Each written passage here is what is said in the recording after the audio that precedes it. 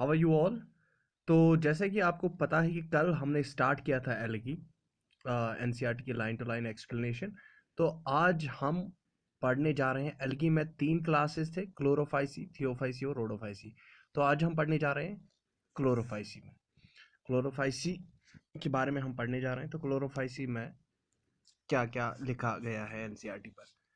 The members, पहले है Chlorophyceae. The members of the Chlorophyceae are commonly called as green algae. तो इनको हम क्या कहते हैं?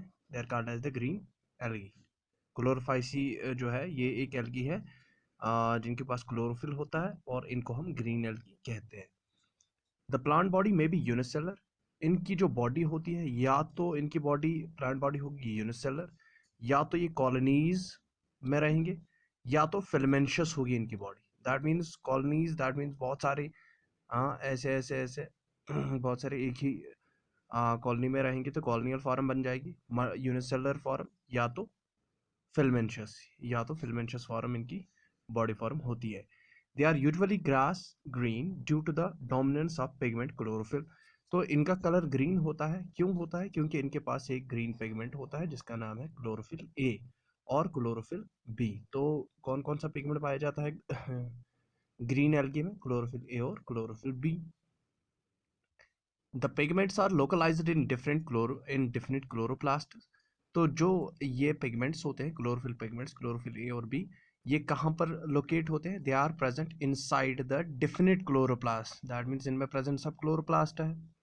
डिफिनिट क्लोरोप्लास्ट मीन्स एक वेल डिफाइंड क्लोरोप्लास्ट इनमें होती है। The chloroplast may be discoid. तो क्लोरोप्लास्ट की शेप कैसे होती है? They are discoidal in shape.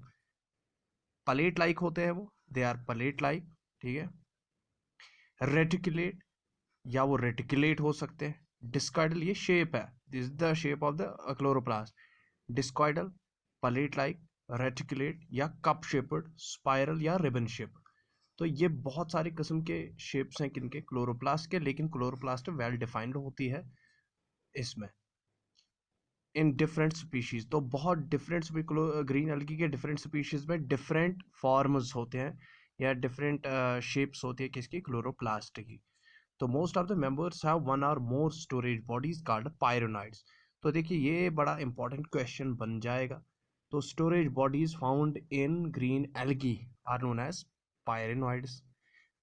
तो पायरोनॉइड्स क्या है? These are the storage bodies, ये ऑब्जेक्टिव है। These are the storage bodies known as pyrenoids were found in green algae located in the chloroplast। और ये कहाँ पर लोकेट होते हैं pyrenoid? They are present in the chloroplast.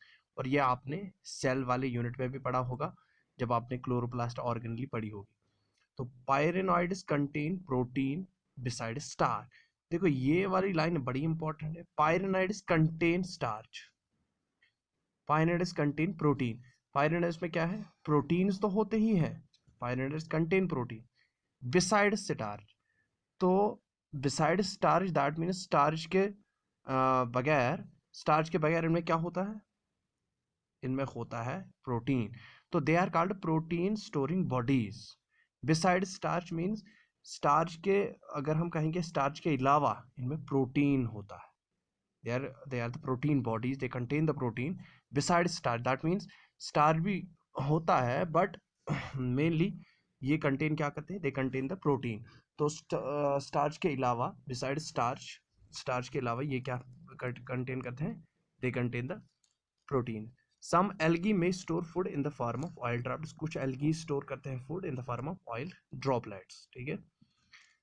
Green algae usually have a rigid cell wall. तो green algae में क्या होती है? That's a rigid cell wall, very rigid cell wall इनमें होती है, ठीक है। Made up of an inner layer of cellulose. तो cell wall of green algae किसकी बनी होती है? It's made up of cellulose. And outer layer किसकी बनी होती है? आउटर लेयर बनी होती है पेक्टोस की।